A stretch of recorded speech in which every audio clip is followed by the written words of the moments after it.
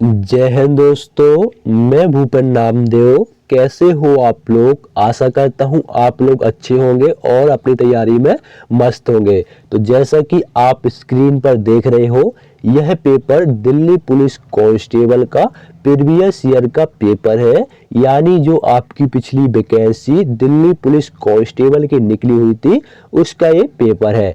तो आज हम इसी को सॉल्व करने वाले हैं, ताकि जो आपका अगला एग्जाम दिल्ली पुलिस कांस्टेबल का दिसंबर 2023 में होने वाला है, उस एग्जाम में आप ज़्यादा से ज़्यादा अंक हासिल कर पाओ। इसके अलावा अगर आप यह प्रीवियस ईयर का पेपर सॉल्व करोगे तो आपको आसानी से पता चल जाएगा कि दिल्ली पुलिस कांस्टेबल में जो प्रश्न पूछे जाते हैं उन प्रश्नों का लेवल क्या रहता है, क्या प्रश्न कठिन पूछे जाते हैं कि सरल पूछे जाते हैं। इसके अलावा सबसे बड़ा फायदा यह होता है कि इसमें आपको पता चल जाता है कि किस किस टॉपिक से प्रश्न पूछे जा रहे हैं, तो वैसे ही आप तैयारी कर सकते हो। तो चलिए दोस्तों, वीडियो स्टार्ट करते हैं।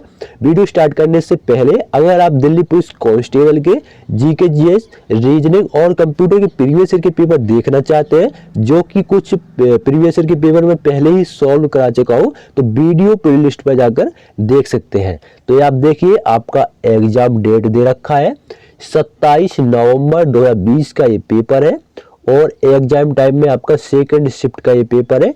और सब्जेक्ट में आप देख सकते हो कांस्टेबल इन दिल्ली पुलिस एग्जाम 2020। तो आपका पिछला वैकेंसी 2020 में निकला हुआ था। वीडियो स्टार्ट करने से पहले आप वीडियो को फुल स्क्रीन पर कर लीजिए, ताकि आपको जो अक्षर है वो साफ साफ दिख पाए। इसके अलावा इसका एग्जाम पैटर्न भी बता देते हैं, क्योंकि जो आपके न्यू कैंडिडेट है उनको नहीं पता है। तो दोस्तों, इसमें 50 अंक आपका जीके, जीएस, 15 अंक आपका इसमें मैथ, 25 अंक का इसमें रीजनिंग और आपका 10 अंक का कंप्यूटर पूछा जाता है। तो जीके, जीएस, रीजनिंग और कंप्यूटर, इनके प्रीवियस ईयर के पेपर आप वीडियो प्लेलिस्ट पर जाकर देख सकते हैं। तो चलिए दोस्तों, वीडियो स्टार्ट करते हैं। तो आपका पहला प्रश्न देखिए क्या है। मानवता हेतु गुलबेकियन पुरस्कार 2020 डैश को प्रदान किया गया था। तो किसको प्रदान किया गया था? गुलबेकियन पुरस्कार 2020 कौन सा वो व्यक्ति है? तो वो है आपके ग्रेटा थुनबर्ग। कौन है?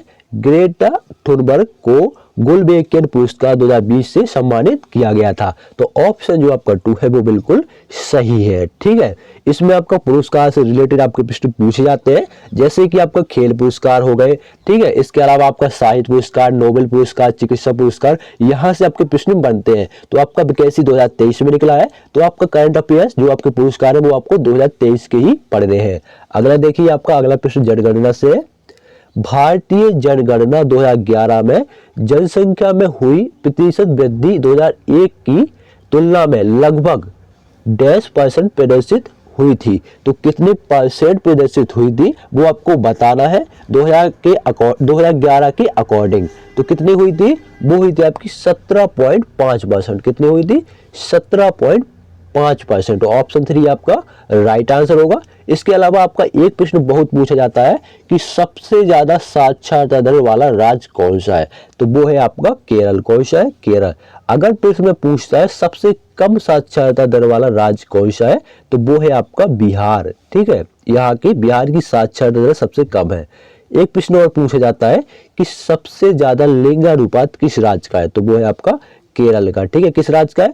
केरल का। अगर पूछे सबसे कम किस राज्य का है, तो वो है आपका, सॉरी थोड़ा स्क्रॉल हो गया, तो अगर पूछे सबसे कम लिंगानुपात किस राज्य का है, तो वो है आपका हरियाणा। हरियाणा राज्य का सबसे कम लिंगानुपात है। ठीक है, तो ऑप्शन आपका 3 सही होगा, 17.5%। ठीक है, नोट कर लीजिए, प्रश्न आपके पूछे जाते हैं। अगला देखिए, अगला प्रश्न आपका है। उससे पहले मैं आपको बताना चाहूंगा, मैं जितना भी प्रीवियस ईयर के पेपर सॉल्व कराया हूं उसमें अधिकतर मुझे देखने को मिले हैं करंट अफेयर्स। ठीक है ना, करंट अफेयर्स के प्रश्न मुझे मिनिमम 10 में देखने को मिले हैं। इसके अलावा आपके जो मंदिर हो गए, नदी हो गई और इनकी सहायक नदी हो गई, और आपके जो त्योहार हो गए, पर्व हो गए, जनजातियां हो गई, शास्त्रीय नृत्य हो गए, और आपके मंदिर हो गए, मकबरे हो गए, ये आपका स्टैटिक जीके से बहुत प्रश्न बन रहे हैं। और आपके जो पुरस्कार हो गए और आपका पुस्तक से रिलेटेड एक दो प्रश्न आपको जरूर देखने को मिलेंगे। तो ये आप नोट कर लीजिए और इसी से रणनीति बनाइए, क्योंकि इसमें जो प्रश्न है वो अच्छे तगड़े पूछे जा रहे हैं। ऐसा नहीं कि नॉर्मल प्रश्न पूछे जा रहे हो तो भाई तैयारी कर लो, लेकिन जब आप सोचते हो कि भाई यहाँ तो हम सब कर लेंगे, लेकिन वहां जाते हो तो फिर वहां समझ में नहीं आता कि कैसे प्रश्न आए हैं। तो आपको अच्छी तैयारी करनी है और इस साल बिल्कुल निकाल के रहना है। अगला देखिए, निम्नलिखित में से कौन सा कथन गलत है? तो ये आपके 4 ऑप्शन दिए गए हैं, इसमें से कोई एक गलत है, वो आपको बताना है। तो ऑप्शन 4 देखिए आप, दोमट मृदा का उपयोग घट, खिलौने और मूर्तियों बनाने के लिए किया जाता है। तो ये जो आपका ऑप्शन है बिल्कुल गलत है, ठीक है ना। दोमट मृदा का उपयोग इसके लिए नहीं किया जाता है।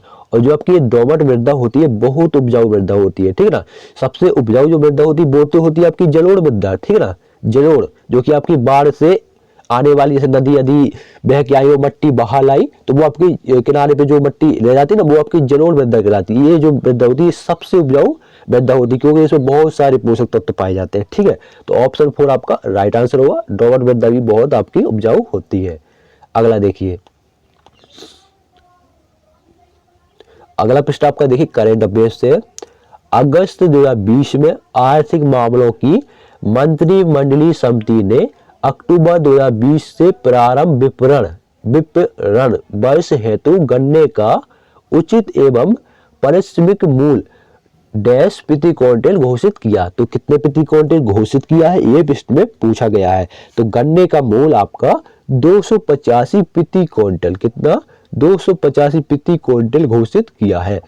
तो ऑप्शन जो आपका बन है बिल्कुल सही होगा। अगला देखिए, तृतीयक उपभोक्ता खाद्य श्रृंखला में डैश पोषी स्तर बनाते हैं। तो क्या बनाते हैं खाद्य श्रृंखला में?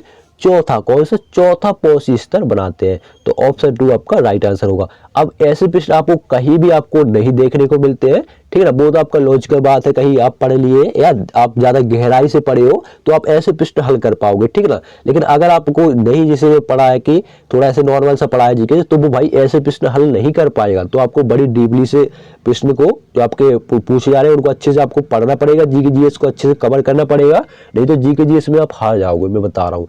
लेकिन देखो मेहनत जो करता है वो हारता भी नहीं है, ये भी बात को बिल्कुल सही बात है। तो आपको अच्छे से पढ़ना है, डीपली से पढ़ना है, तो आप आसानी से कर लोगे, ठीक है। घबराने वाली कोई बात नहीं है। अगला देखिए, और इसमें आपका पॉलिटी में भी आपके कम से कम 5-6 प्रश्न आपको देखने को मिलेंगे। तो पॉलिटी भी आपको अच्छे से रगड़नी है, बिल्कुल अच्छे से, बिल्कुल। पॉलिटी में आपका आर्टिकल से 2-3 प्रश्न तो ऐसे ही आपको देखने को मिल जाएंगे। अगला देखिए, भारतीय दंड संहिता की धारा डैश गैर कानूनी सभा हेतु दंड से संबंधित है। तो वो कौन सी धारा है? वो है आपकी धारा 143। कौन सी? धारा 143, ठीक है। अगर पूछा जाए धारा 343, सॉरी धारा 300 नहीं, अनुच्छेद 343, तो ये आपका भाषा से संबंधित है, जो आपकी हिंदी भाषा है इससे संबंधित है। ये प्रश्न भी आपका पूछा जाता है कि हिंदी भाषा किस अनुच्छेद के अंतर्गत आती है, तो 343 अनुच्छेद के अंतर्गत आती है। अगला देखिए, जून 2020 में अंतरराष्ट्रीय मुद्रा कोष ने भारतीय अर्थव्यवस्था या इकोनॉमी डैश में भारतीय अर्थव्यवस्था या इंडियन इकोनॉमी में डैश परसेंट संकुचन का अनुमान व्यक्त किया था। तो कितने परसेंट का अनुमान व्यक्त किया था ये प्रश्न में पूछा गया है। तो 4.50% का अनुमान किया गया था। तो ऑप्शन 4 आपका राइट आंसर होगा। अगला देखिए, सोडियम कार्बोनेट, क्या? सोडियम कार्बोनेट का उपयोग डैश किया जाता है। तो अगर आपने हाई स्कूल में साइंस पढ़ा है अच्छे से तो आपको ये प्रश्न आसानी से बन जाएगा। तो सोडियम कार्बोनेट का उपयोग जल की स्थायी कठोरता को दूर करने के लिए किया जाता है, ठीक है। तो ऑप्शन जो आपका 3 है वो आपका बिल्कुल सही है। और सोडियम का उपयोग आपका जो आपके वो होते क्या बोलते बम होते हैं उसमें भी बनाने में किया जाता है, क्योंकि आपका जो सोडियम होता है अगर उसे पानी डालो तो वो उसमें आग लग जाती है, ठीक है। इसके अलावा भी आपका सोडियम कार्बोनेट का जो सूत्र होता है Na2CO3, ठीक है, Na2CO3 सोडियम कार्बोनेट। अगला देखिए, बायोगैस। अभी आप सभी लोग जानते होंगे बायोगैस के संबंध में निम्नलिखित में से कौन सा कथन गलत है? तो कौन सा कथन गलत है आपको बताना है। तो ऑप्शन 1 देखिए, बायोगैस में मीथेन गैस 1% होता है, तो ये आपका बिल्कुल गलत है, तबकि उसमें बहुत ज्यादा आपका मीथेन गैस पाया जाता है। तो ऑप्शन 1 आपका सही होगा। अगला देखिए,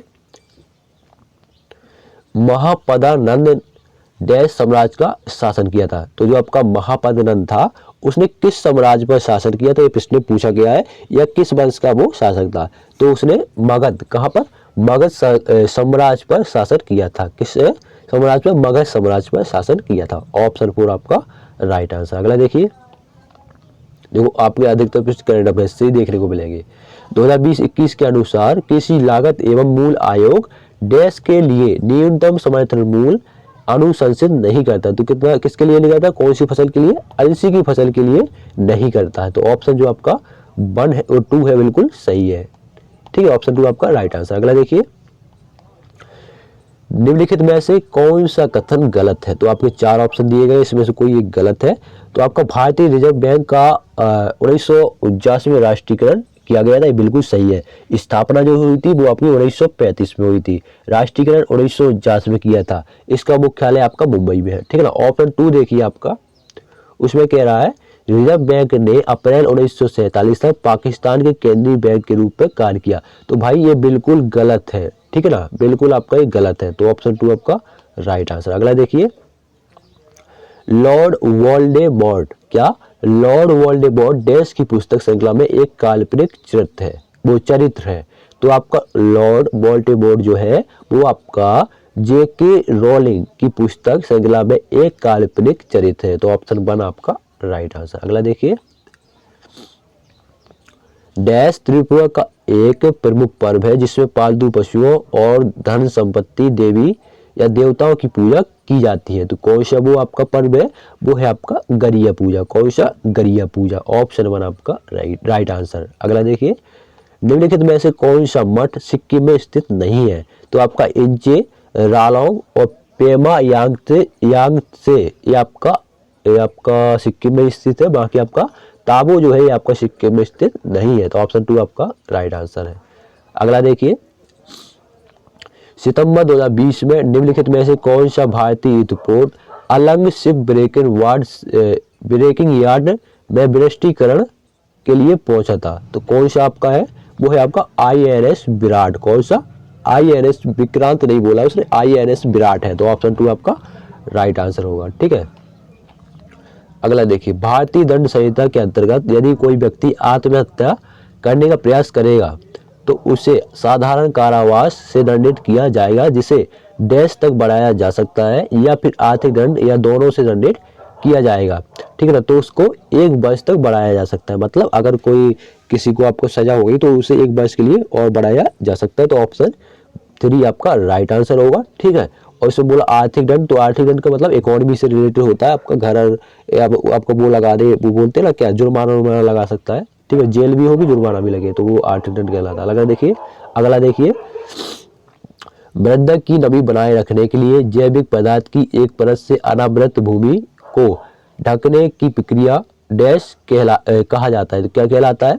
तो ये आपकी मल्चिंग कहलाती है। क्या कहलाती? मल्चिंग कहलाती है। अगर आपको मिट्टी में नमी बनाए रखना है, ठीक है, तो आप मल्चिंग का प्रयोग कर सकते हैं। आपकी मल्चिंग विधि कहलाती है, इसमें कुछ किया जाता होगा। ठीक है ना। अगला देखिए, कितना बड़ा प्रश्न है। ऐसे प्रश्नों में पढ़ने में कितना टाइम लगता है, तो आप जब स्क्रीन में देखोगे, आपका ऑनलाइन पेपर होता है तो आपको दिमाग में भी सटक जाता है। तो पढ़ेंगे इसको।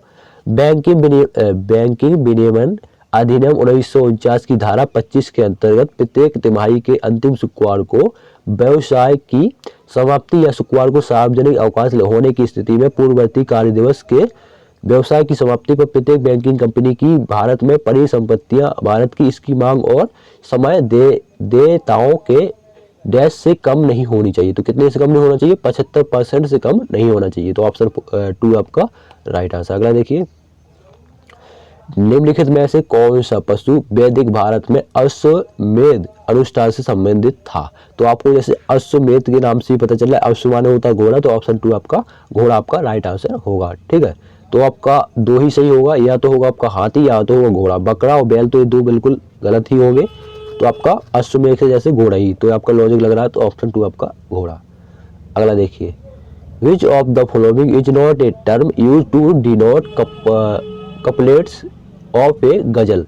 तो भाई इसको ट्रांसलेट कर लीजिएगा, मुझे थोड़ा इंग्लिश में कमजोरी है, थोड़ा इंग्लिश आपका मेरा कमजोर है, ठीक है।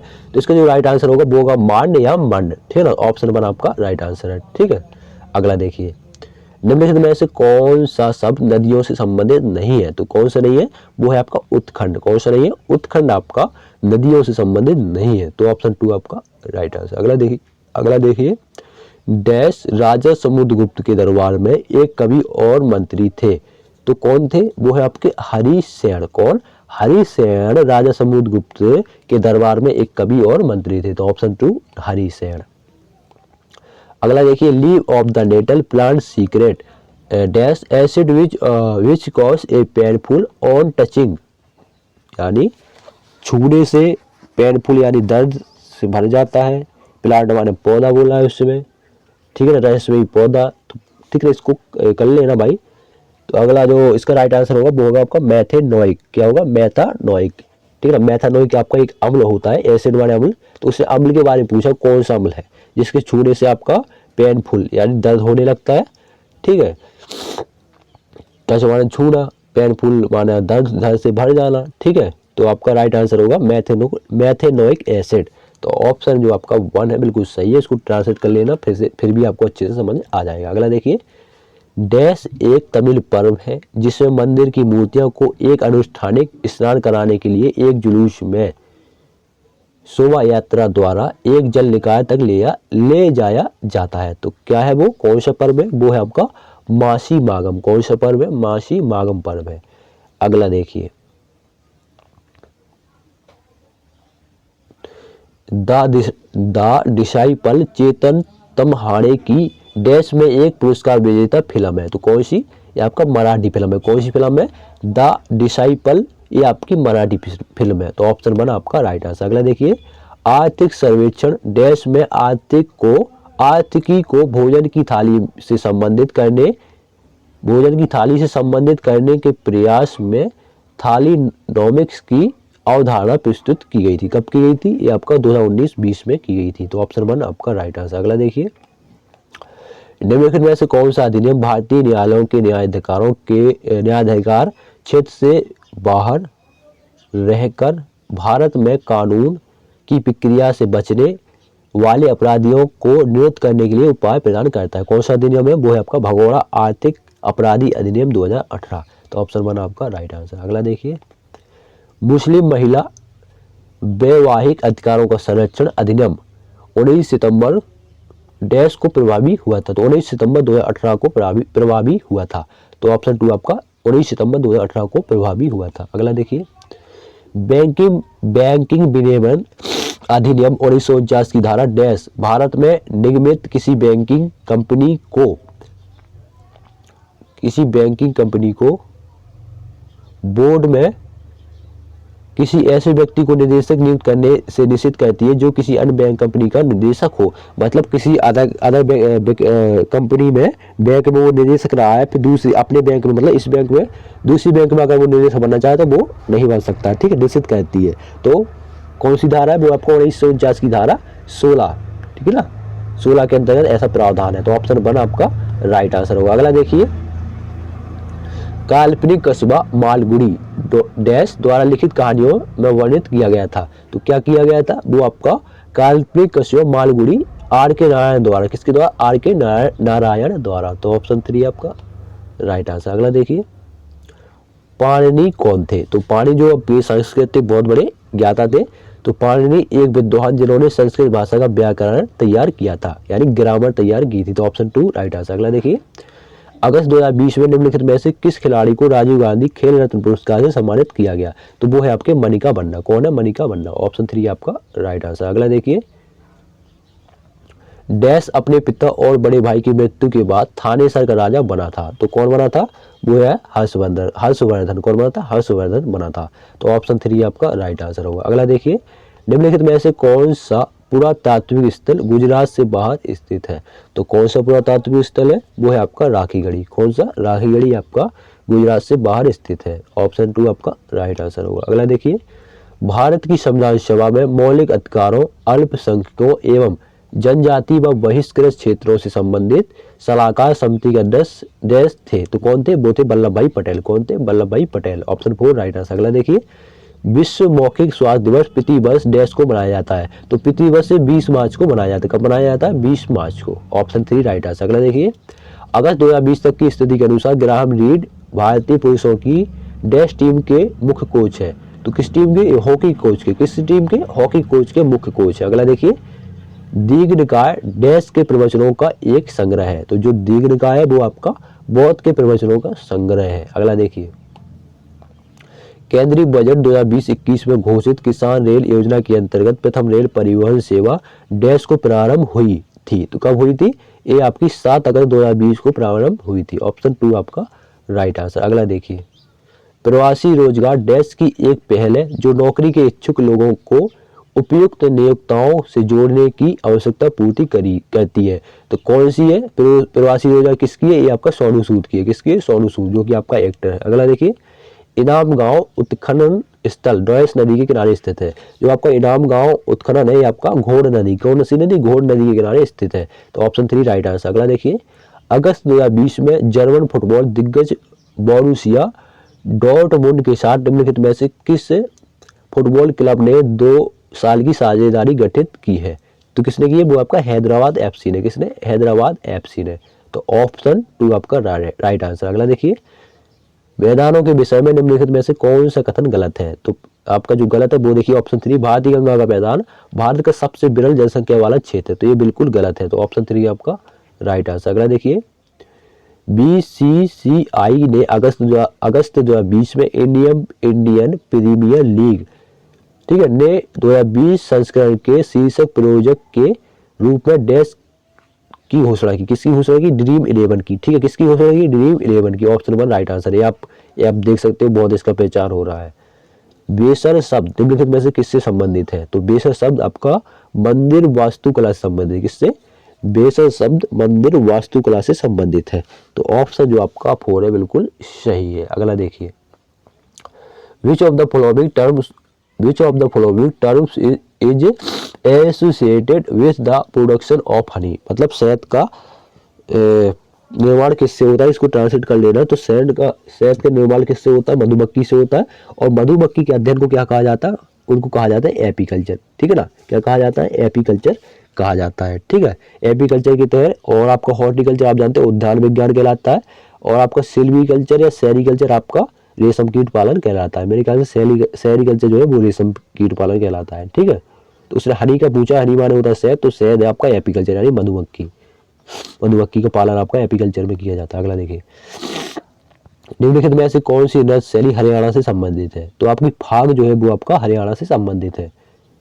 अगला देखिए, निम्नलिखित में से कौन सा आर्थिक गतिविधियों के द्वितीय क्षेत्र के अंतर्गत आता है, तो आपके भारत में कई क्षेत्र होते हैं, जैसे प्राथमिक क्षेत्र, द्वितीय क्षेत्र और तृतीय क्षेत्र, 3 क्षेत्र होते हैं, तो आपका द्वितीय क्षेत्र के जो अंतर्गत आता है वो आपका चीनी कारखाना है। क्या है? चीनी कारखाना।